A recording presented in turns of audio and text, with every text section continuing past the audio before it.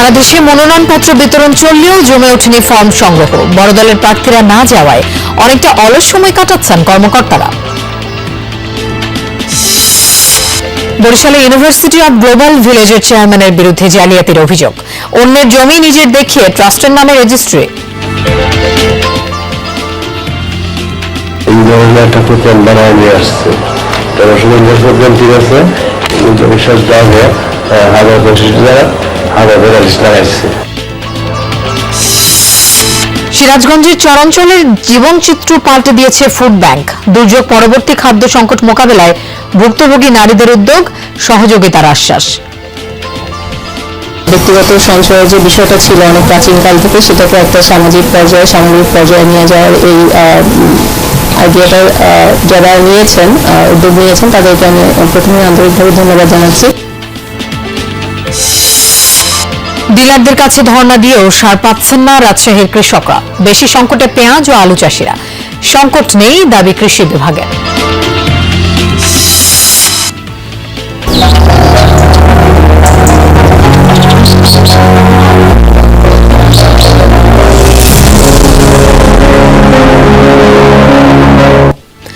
শীতের আগমনে কুয়াশা জড়ানো জড়তা নিয়ে চোখ মেলছে প্রকৃতি। উষ্ণতার খোঁজ আর পিঠা পুলিতে বোধ গ্রাম বাংলার মানুষ। আগাম শীত আসে না, এবারে বেশি অনুভব হইতেছে। আমাদের তো তেমন প্রাকৃতিক সাথে মিশে গেছে।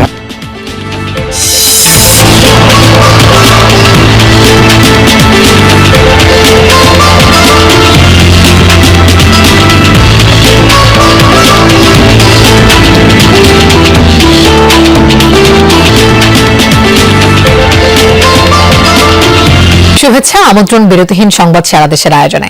আপনাদের সঙ্গে থাকছি আমি মৌসুমী আহমেদ লোপা। এতক্ষণ শিরোনাম দেখছিলেন। নির্বাচন কমিশনের ঘোষিত তফসিল অনুযায়ী সারা দেশে একযোগে চলছে মনোনয়নপত্র বিতরণ কার্যক্রম। ডিসেম্বরের 15 তারিখ থেকে শুরু হয় মনোনয়নপত্র বিতরণ। তবে এখনো প্রার্থীদের মধ্যে খুব একটা তাড়া দেখা যাচ্ছে না।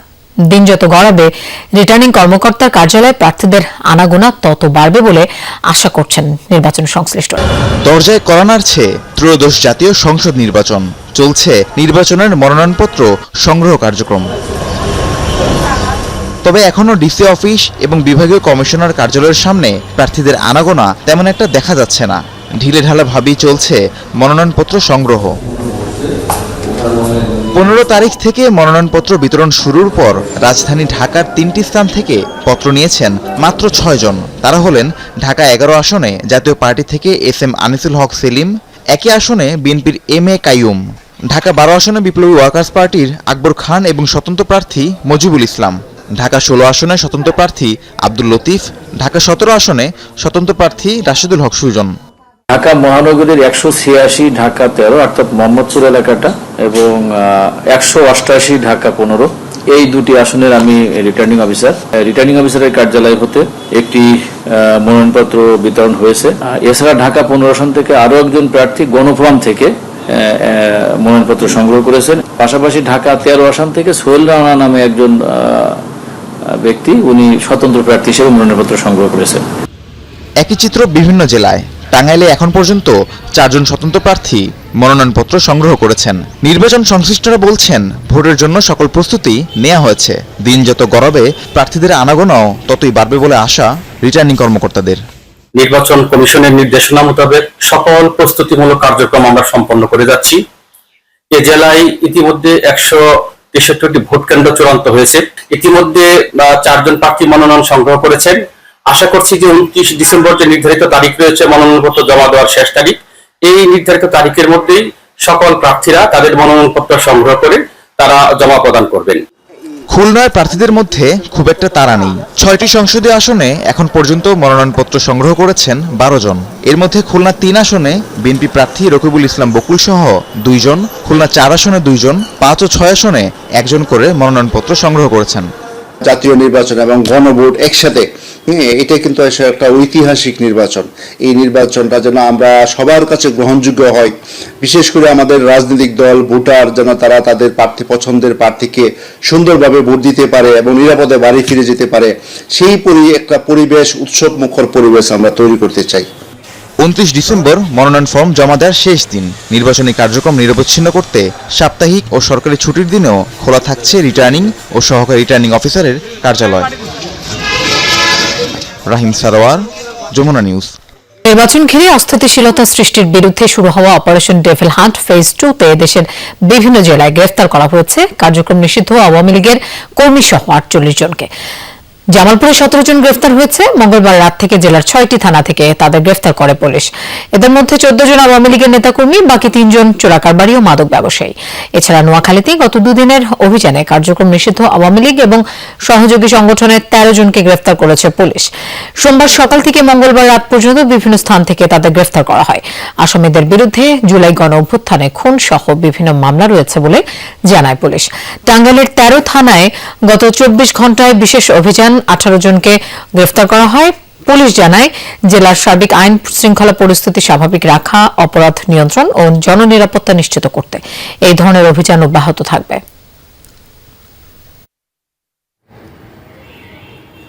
যারা নির্বাচনকে বানচালের ষড়যন্ত্রে লিপ্ত রয়েছে বা নির্বাচনে অস্থিতিশীলতা সৃষ্টি করতে পারে তাদের গ্রেপ্তারের অভিযান অব্যাহত রেখেছে। গত 24 ঘন্টায় জামালপুর জেলাতে 17 জন ব্যক্তিকে গ্রেপ্তার করা হয়েছে। পাবনার ঈশ্বরদীতে চাচাতো ভাইয়ের গুলিতে নিহত হয়েছেন বিএনপি নেতা। সকালে উপজেলার লক্ষ্মীকুণ্ডা ইউনিয়নের কামালপুর গ্রামে এই ঘটনা ঘটে। নিহত হন লক্ষ্মীকুণ্ডা ইউনিয়ন বিএনপির আহ্বায়ক বীরু মোল্লা। পুলিশ জানায়, আগের দিন নিহতের চাচাতো ভাই জহুরুল মোল্লা পারিবারিক বিরোধপূর্ণ জমি থেকে মাটি কাটে। সকালে বীরু মোল্লা লোকজন নিয়ে জহুরুল মোল্লার বাড়িতে যায়। এক পর্যায়ে বাকবিতণ্ডা হলে জহুরুল মোল্লা ও তার ছেলে গুলি শুরু করে। এ সময় বীরু মোল্লা মাথায় গুলিবিদ্ধ হয়ে ঘটনাস্থলেই মারা যান। অভিযুক্তদের ধরতে অভিযান চলছে বলে জানায় পুলিশ। বরিশালে বেসরকারি বিশ্ববিদ্যালয় ইউনিভার্সিটি অব গ্লোবাল ভিলেজের চেয়ারম্যানের বিরুদ্ধে জালিয়াতির অভিযোগ উঠেছে। অন্যের জমি নিজের দেখিয়ে রেজিস্ট্রি করেছেন বিশ্ববিদ্যালয়ের ট্রাস্টের নামে। যমুনার অনুসন্ধানে এই জালিয়াতির প্রমাণও মিলেছে। অভিযোগ, আওয়ামী লীগ সরকারের আমলে প্রভাবশালী নেতাদের প্রভাবে হয়রানি করেছেন প্রতিষ্ঠানের অংশীদারদেরও। বিস্তারিত কাউসার হোসেনের প্রতিবেদনে। 2016 সালে অনুমোদনের পরের বছরই শিক্ষা কার্যক্রম শুরু করে Barishal university of global village. বিশ্ববিদ্যালয় মঞ্জুরি কমিশনের নিয়ম অনুযায়ী 7 বছরের মধ্যে স্থায়ী ক্যাম্পাসে যাওয়ার কথা থাকলেও 9 বছর ধরে 3টি ভাড়া ভবনে চলছে প্রতিষ্ঠানটির কার্যক্রম। কারণ খুঁজতে গিয়ে যমুনা টিভির হাতে আসে চাঞ্চল্যকর তথ্য। 2011 সালের 16 November university of global village ট্রাস্টের নামে 4% জমি রেজিস্ট্রি করেন প্রতিষ্ঠানটির চেয়ারম্যান ইমরান চৌধুরী। রেজিস্ট্রিকৃত দলিলে উল্লেখ করা হয়, বরিশাল সদর উপজেলার ইসাকাঠি মৌজার 1350 নম্বর এসে খতিয়ান এবং 1045 দাগ নম্বরের ওই জমির মালিক ছিলেন ইমরান নিজেই। অনুসন্ধানে দেখা যায়, ইসাকাঠি মৌজার 1350 নম্বর এসে খতিয়ানের 4% জমিতে বসবাস করছেন জেসমিন বেগম নামের একজন স্কুল শিক্ষিকা। 25 বছর আগে জমিটি কেনেন তিনি। আর 1045 দাগ নম্বরের পুরো জমিটি গণপূর্ত বিভাগের, যেখানে বরিশাল বিভাগীয় সদর দপ্তর অবস্থিত। জেসমিন বেগম তিনি এসে 1350 খতিয়ানের 1065 নং দাগের 4% জমি তিনি নিয়মিত ভূমি উন্নয়ন কর পরিশোধ করে যাচ্ছেন। 1045 দাগ নম্বরের যে জমিটা, এটা হচ্ছে আমাদের যে বিভাগীয় কমিশনারের কার্যালয় আছে এবং ওখানে ডিআইজি মহোদয়ের যে কার্যালয়। 2000 সালে আমার হাজবেন্ড আমার নামে কিনছে, আমরা রেকর্ড করাইছি আমার নামে, তারপর রেকর্ডের পর এই অনলাইন খাজনা পর্যন্ত আমার দেয়া। অন্যের জমি কিভাবে একটি বিশ্ববিদ্যালয়ের ট্রাস্টের নামে রেজিস্ট্রি হলো তা জানতে জেলা রেজিস্ট্রারের শরণাপন্ন যমুনা টিভি। তার মতে, এই ট্রাস্টনামা মূল্যহীন। এসিল্যান্ড জানান, উক্ত খতিয়ান ও দাগ নম্বরে ইমরান চৌধুরীর কোনো অস্তিত্ব নেই। এটা করার সময় এই ধরনের একটা খতিয়ান বানায় নিয়ে আসছে। 1350 খতিয়ান ঠিক আছে, 19 জায়গায় 1065 জায়গা 1045 লাগাইছে। 1350 নং খতিয়ানের মালিক আর ট্রাস্টের যিনি দাতা এক ব্যক্তি নয়। 1045 দাগের এসে মালিক ছিল একজন হিন্দু ভদ্রলোক। তার কাছ থেকে অধিগ্রহণের মাধ্যমে সেটা বিভাগীয় কমিশনার অফিস হিসেবে এখন আছে। জালিয়াতির পাশাপাশি ক্ষমতার অপব্যবহারের অভিযোগও আছে ইমরান চৌধুরীর বিরুদ্ধে। কেন্দ্রীয় আওয়ামী লীগের প্রভাবশালী দুই সাংগঠনিক সম্পাদক আফজাল হোসেন ও সুজিত রায় নন্দী বিশ্ববিদ্যালয়ের ট্রাস্টি বোর্ডের সদস্য। তাদের প্রভাব খাটিয়ে ট্রাস্টের ট্রেজারারকে প্রতিষ্ঠানের ধারে কাছেও ঘেঁষতে দেননি ইমরান চৌধুরী।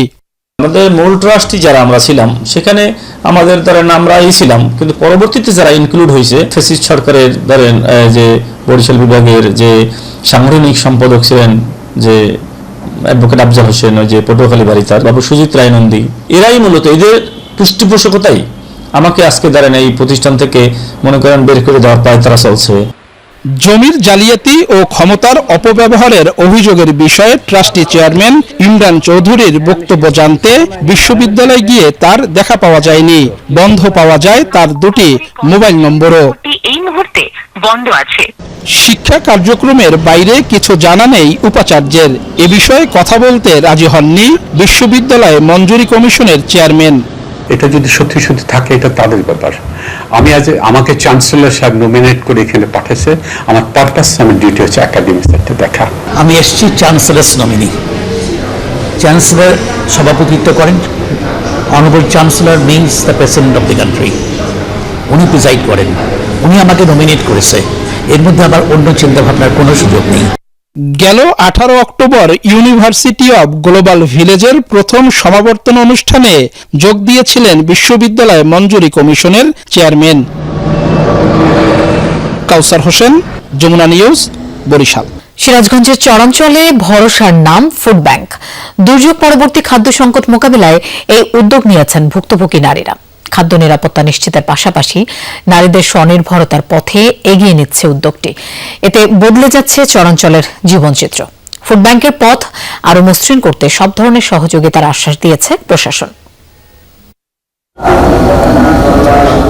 এক দশক আগে যমুনা গ্রাস করেছে আরজিনা খাতুনের বসত ভিটা। মাথা গোজার ঠাই এখন নদীতে জেগে ওঠা চর। শুধু আরজিনা নন, প্রতি বছর বন্যা, নদী ভাঙন ও জলোচ্ছ্বাসের মতো দুর্যোগে ক্ষতিগ্রস্ত এই জনপদের হাজারো মানুষ। দুর্যোগ মোকাবেলায় তাই গ্রামের নারীরা নিয়েছেন অভিনব উদ্যোগ, যার নাম ফুড ব্যাংক, যেখানে প্রতিদিনের খাবার থেকে নারীরা 2 মুঠো চাল সরিয়ে মাস শেষে জমা দেন ফুড ব্যাংকে। প্রতিদিন রান্না করি, এই রান্নার থেকে 2 মুঠো চাউল আমরা একটা বাসনে তুলি আলাদা। মাস পরে 2 কেজি চাউল হয়, 2 কেজি 3 কেজি চাউল হয়, সেই চাউলটা আমরা একটা ফুড ব্যাংকে আমরা রাখি। বন্যাকালীন সময় অনেকটা বিপদ, এই গ্রামের নারীরা অনেক সময় চাল পায় না, ঋণ পায় না, তখন তাদের অনেক সমস্যার সম্মুখীন হয়। 42 জন সদস্য আমরা আছি।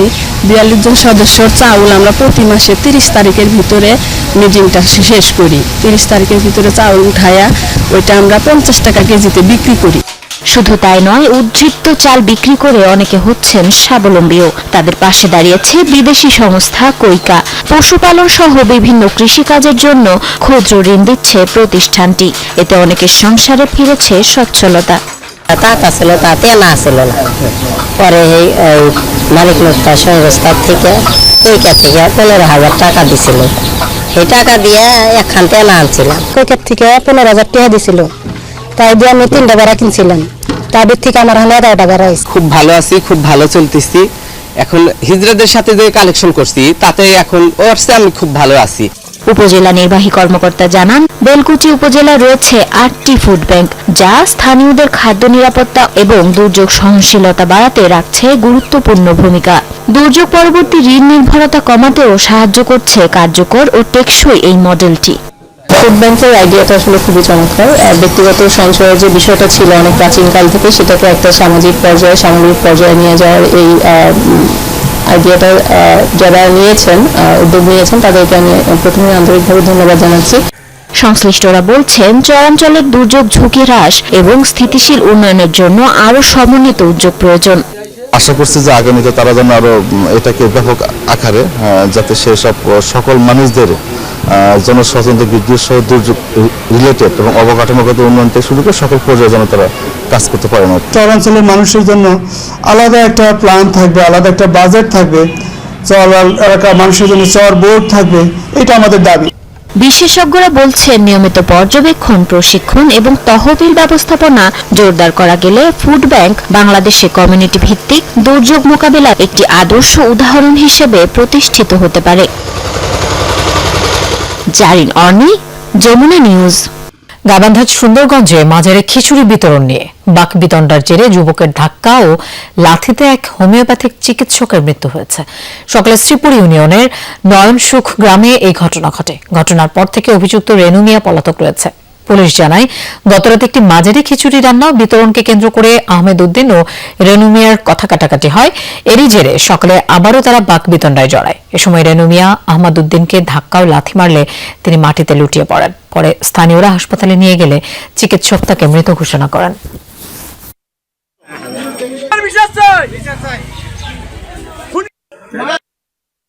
পক্ষ থেকে যাদের তাদের ফ্যামিলি মেম্বারদের মধ্যে থেকে আমরা জানতে পারছি তার স্ত্রী বাদী হয়ে সুন্দরগঞ্জ থানায় একটা মামলা করবেন এবং তিনি আসতেছেন। আমরা যতটুকু জানি সুন্দরগঞ্জ থানায় তিনি পৌঁছানোর পর আমরা মামলা রুজু করার প্রক্রিয়া চালু করব।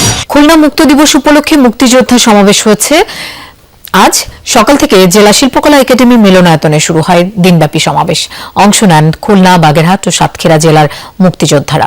সমাবেশে মুক্তিযোদ্ধারা তাদের অধিকার সুরক্ষার জন্য সরকারের প্রতি বিভিন্ন দাবি তুলে ধরেন। অভিযোগ করেন, মুক্তিযোদ্ধাদের তালিকায় অনেক রাজাকারের নামও অন্তর্ভুক্ত করা হয়েছিল। দ্রুত সেসব ভুয়া মুক্তিযোদ্ধাদের নাম তালিকা থেকে বাদ দেওয়ার জোরালো দাবি জানান বক্তারা।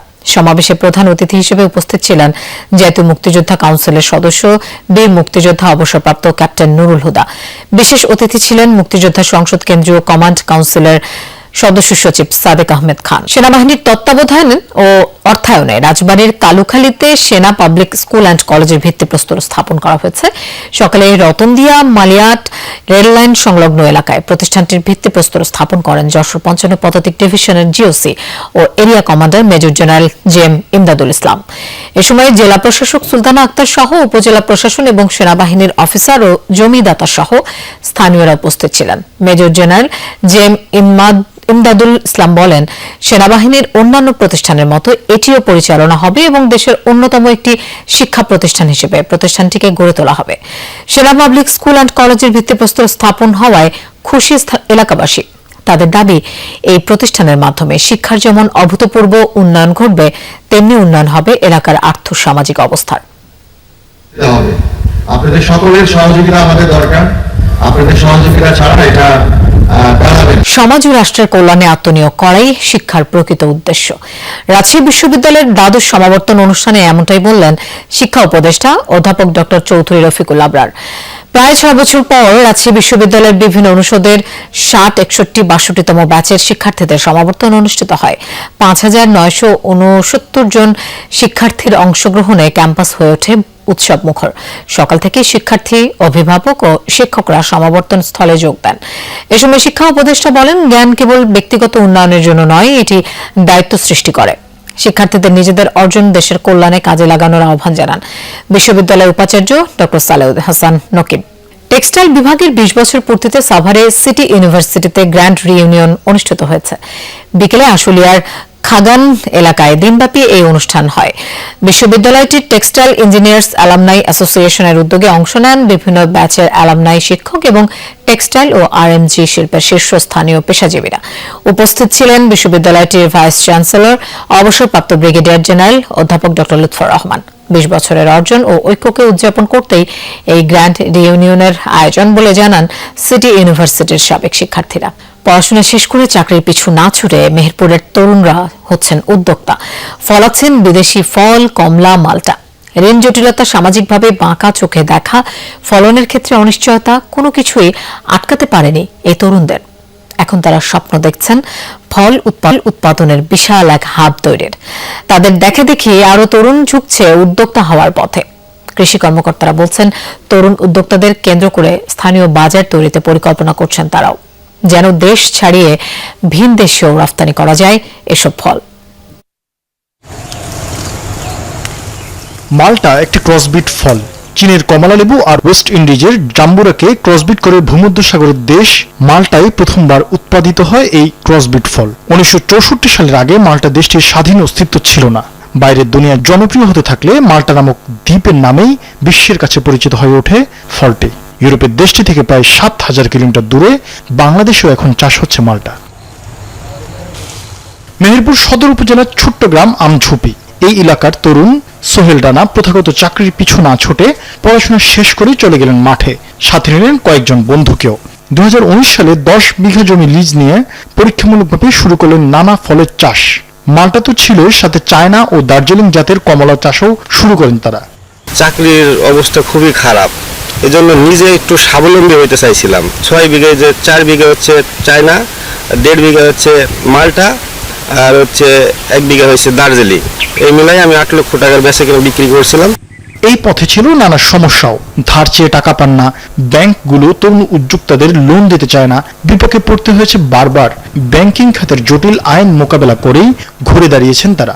ভবিষ্যতে তরুণ উদ্যোক্তাদের নিয়ে কাজ করার পরিকল্পনাও চলছে বলে জানিয়েছেন উদ্যোক্তারা। ব্যাংকওয়ালারা বলে যে আপনি তো প্রথম উদ্যোক্তা, আপনাকে তো টাকা পয়সা আমরা দিয়ে সাহায্য করতে পারবো না, হয় আপনাকে সরকারি চাকরি করতে হবে, আর না হলে আপনার 5-6 বিঘি জমি নিয়ে দেন, কাগজ নিয়ে দেন। ভবিষ্যতে আরো বড় জমি নিয়ে আমরা একটা মাল্টি প্রজেক্ট করতে চাই, যার ভিতরে সব রকম জিনিস থাকবে। এখন সোহেলদের বাগানে গেলেই দেখা মেলে গাছের পরিচর্যায় ব্যস্ত সবাই। আসছেন আরো উদ্যোক্তা, দেখছেন ঘুরে ঘুরে বাগান, নিচ্ছেন নতুন আইডিয়া। তারা বলছেন সোহেল রানার মতো ঝামেলা যেন না পড়েন, এই জন্য সহজ শর্তে ঋণ ও সরকারি প্রণোদনার কথা। বরিশাল থেকে লোক আসে, প্লাস ঢাকা থেকে লোক আসে, সিলেট থেকে লোক আসে। গাছের গোড়াগুন পরিষ্কার পরিচ্ছন্ন করে রাখা অথবা বেড়ে দেওয়া গাছে, যে সব সময় আমরা এটা নিয়ে ব্যস্ত থাকি। যে বিদেশি ফল আমরা বিদেশ থেকে আমদানি করতাম, এখন দেশে আমাদের এই কমলা লেবু উৎপাদন হচ্ছে। জেলা কৃষি কর্মকর্তা বলছেন মাটি ও আবহাওয়া ভালো থাকায় ফল চাষে লাভের মুখ দেখছেন উদ্যোক্তারা। ফলের বৃহৎ বাজার তৈরির কাজও চলমান রয়েছে বলে জানান তিনি। তরুণ উদ্যোক্তাদের আমরা বিভিন্ন জায়গায় পরিচিত করে দিচ্ছি এবং আমরা চেষ্টা করছি যে মেহেরপুরে একটা ফলের বাজার করার জন্য, যেখান থেকে তারা দেশের বাইরে বা দেশের ভিতরে যেখানে যেখানে চাহিদা আছে সেখানে ফলগুলো রপ্তানি করতে পারবে। মেহেরপুরে এবার 10 হেক্টর জমিতে কমলা ও 120 হেক্টর জমিতে চাষ হয়েছে মালটা। শরীফ ফারুকি, যমুনা নিউজ। চাহিদার অর্ধেক সারও পাচ্ছেন না রাজশাহীর কৃষকরা। ফলে রবি শস্য বিশেষ করে পেঁয়াজ ও আলু চাষিরা পড়েছেন নিদারুণ বিপাকে। বাড়তি টাকা দিয়ে অনেকেই বাইরের দোকান থেকে সার কিনতে বাধ্য হচ্ছেন। সেখানে বস্তা প্রতি 400 থেকে 700 টাকা বেশি খরচ হচ্ছে। তাই উৎপাদন ব্যয় নিয়ে দুশ্চিন্তায় কৃষকরা। ডিলারদের দাবি, পর্যাপ্ত বরাদ্দ না আসায় চাহিদা মাফিক সার দিতে পারছেন না তারা। অথচ কৃষি অফিসের দাবি সারের কোনো সংকট নেই। সারের খুব ক্রাইসিস। ফসলের মাঠ প্রস্তুত, কিন্তু ডিলারদের কাছ থেকে পাওয়া যায়নি চাহিদা অনুযায়ী সার। তাই ফসল চাষ নিয়ে শঙ্কায় কৃষকরা। পেঁয়াজের চারা প্রস্তুত হলেও পর্যাপ্ত সার না পাওয়ায় যথাসময়ে রোপণ করা যাচ্ছে না। একই অবস্থা আলু, সরিষা সহ শীতকালীন অন্যান্য ফসলের। রসুন লাগাইছি 8 কাঠা, আবার পেঁয়াজ লাগাবো 3 বিঘে, মানে এই পেঁয়াজ আলুর পেঁয়াজ 3 বিঘে লাগাবো। তো সার তো আমার প্রচুর দরকার সারের। কৃষকরা বলছেন ডিলারদের কাছে মিলছে না চাহিদার অর্ধেক সারও। তবে সাব ডিলারদের কাছে চড়া দাম দিলে ঠিকই মিলছে সার। সব ধরনের সারে বস্তা প্রতি 400 থেকে 700 টাকা পর্যন্ত বেশি দাম নিচ্ছে তারা। বাইরে যখন কিনতে যাচ্ছি এটি দাম নিচ্ছে হচ্ছে 1350, আর যখন দোকানের খরচা কিনতে যাচ্ছে তখন নিচ্ছে 1950। 500 টাকার বেশি বস্তা প্রতি আমরা দোকানটা কিনতে পারছি না। বাইরে থেকে আমরা দোকানে যা যেগুলো কিনি সেখানে 30,000 35,000 করে আমার সার কিনে ব্যবহার করতে হয়। কমের পক্ষ 500 টাকা বেশি লাগছে ডিলার থেকে। কৃষকদের অভিযোগ, সরকারের বেঁধে দেয়া দামে সার দিচ্ছেন না অনেক ডিলার। আর ডিলাররা বলছেন সরকারি গোডাউনে মজুত থাকার পরেও চাহিদা অনুযায়ী বরাদ্দ পাওয়া যাচ্ছে না। টোটাল একটা 2 বিঘা জমি বা 3 বিঘা জমিতে পেঁয়াজ করতে দেখা যাচ্ছে 10 বস্তা সার লাগে, কিন্তু আমরা সেখানে দিতে পারতেছি 2 বস্তা। আমরা যদি এভারেজ করি একজন কৃষকের দেখা যাচ্ছে 3 বস্তা সার দরকার, সেখানে আমরা তাদেরকে 25 কেজি করে দিতে পারতেছি। আমরা যে পরিমাণ চাহিদা ওই পরিমাণ বরাদ্দ পাচ্ছি না। আপনার চাহিদা আমার 3 ওয়ার্ডে ধরেন মোটামুটি 1500 বস্তা থেকে 1200 বস্তা, আমি পাচ্ছি 200 থেকে 250 বা কোনো মাসে 150 200 এরকম। কৃষি কর্মকর্তাদের দাবি সারের কোনো সংকট নেই, আর কৃষকদের কাছ থেকে দাম বেশি নিলে অভিযুক্ত ডিলারদের বিরুদ্ধে ব্যবস্থা নেওয়া হবে। আমাদের আসলে কোনো ক্রাইসিস নেই, আমাদের কোনো ক্রাইসিস নেই। আমাদের যে সার আসছে, আমি তো বলেছি যে আমাদের ফসলের উপযোগিতা অনুযায়ী পর্যাপ্ত সার রয়েছে। কৃষক যে পাচ্ছে না সেটা আসলে সত্য না ঘটনা। কৃষক হয়তো বা মনে করছে যে অভিযোগ করলে আমি হয়তো কোনো সুবিধা পাবো, সেই জন্য অভিযোগ করতেছে। মনে করতেছে যদি আমি সার না পাই তাহলে তারা কিছু নিজেরা মজুত করার চেষ্টা করে। চলতি মাসে রাজশাহী জেলায় ইউরিয়া সহ মোট সারের বরাদ্দ 24,231 মেট্রিক টন আর মজুদ রয়েছে 7,000 metric ton. Tarek Mahmud, Jamuna news, Rajshahi. Gazipur 2 আসনে বিএনপির মনোনয়ন পুনর্বিবেচনার দাবিতে বিক্ষোভ মিছিল করেছে স্থানীয় নেতাকর্মীরা। বিকেলে টঙ্গীর কলেজ গেট এলাকা থেকে শুরু হয় বিক্ষোভ, পরে ঢাকা ময়মনসিংহ মহাসড়কের বিভিন্ন গুরুত্বপূর্ণ পয়েন্ট প্রদক্ষিণ করে মিছিলটি। এর আগে কলেজ মাঠে বিএনপি চেয়ারপারসন বেগম খালেদা জিয়ার রোগমুক্তি কামনায় দোয়া মাহফিল অনুষ্ঠিত হয়। এ সময় গাজীপুর 2 আসনে মহানগর বিএনপির সাবেক আহ্বায়ক সালাউদ্দিন সরকারকে মনোনীত করার দাবি করেন বক্তারা। দীর্ঘদিন আন্দোলনে রাজপথে থাকা নেতৃত্বকে মূল্যায়ন না করলে দলের ভাবমূর্তি ক্ষুণ্ণ হবে বলে জানান বক্তারা। রাত নামলেই কুয়াশার চাদরে ঢেকে যাচ্ছে প্রকৃতি। জবুধবু গ্রাম জেগে উঠতে কিছুটা সময় নেয় ভোরে। ততক্ষণে শিশির জমে ঘাসের ডগায়, নতুন কুড়ি কিংবা সবজির পাতায়। খেজুরের রসে ডুবিয়ে মুড়ি কিংবা গুড়ের পিঠায় বুঁদ হয় সকালের আলো। গ্রামে গ্রামে আগুন পোহানো, জলাশয়ে পরিযায়ী পাখির রাজ্য, ঝুপ করে সন্ধ্যা নেমে যাওয়া হিমেল রাতের পূর্ণিমা জানিয়ে দিচ্ছে শীত নেমে গেছে পুরো মাত্রায়। শীতের সকাল, সন্ধ্যা আর রাতের গল্প তুলে ধরেছেন আমাদের সহকর্মী শওকত মঞ্জুর শান্ত, আর ছবি তুলেছেন জিহাদ ইসলাম।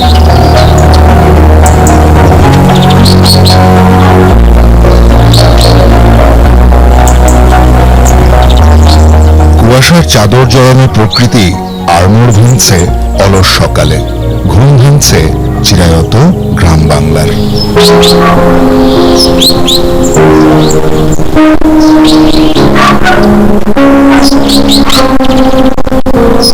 ভোরের বাতাস মালুম দেয় শীতের, উত্তরের হাওয়ায় যুবথুবু প্রাণ প্রকৃতি খোঁজে উষ্ণতা।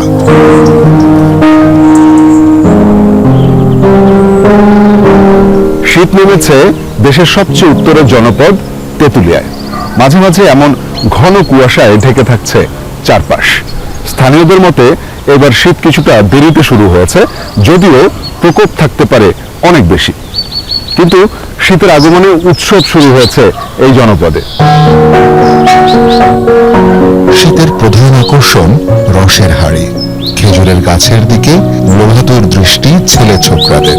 পিঠাপুলি আর খেজুরের গুড়ের বদৌলতে সকালের নাশতাটা একদিন বেশ জমাট।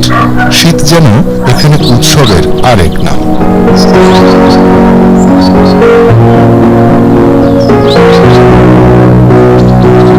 আমাদের তো এটা মনে করেন প্রাকৃতিক সাথে মিশে গেছে, আমাদের উপভোগী আগাম শীত আসে না, এবারে বেশি অনুভব হইতেছে।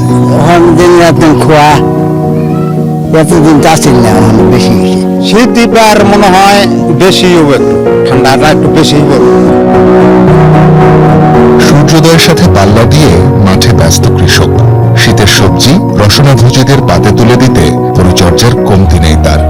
শীতের সময় ফসলপাতি আমরা ভালো পাই, বিভিন্ন যেমন শাকসবজি, টমেটো, লাউ, সিম, ফলও মোটামুটি ভালো। যদি আগে লাগানো যায় তাহলে আরো ফলন ভালো হয়।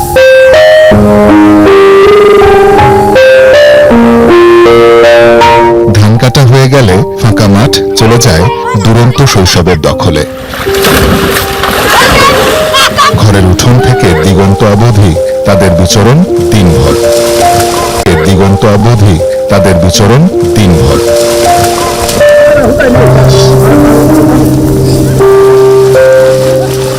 ঋতুপঞ্জিকায় শীতের স্থায়িত্ব কম হলেও এর পক্ষপাত তুমুল। হয়তো সে কারণেই গ্রাম বাংলার বৈচিত্র্যপূর্ণ সব ছবি ধরা দেয় শীতের ক্যানভাসে।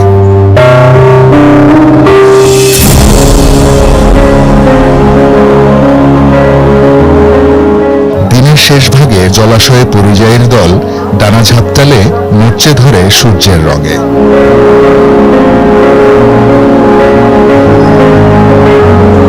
সাঁঝের ডালে সাজিয়ে আলো বিদায়ের আয়োজন করে প্রকৃতি।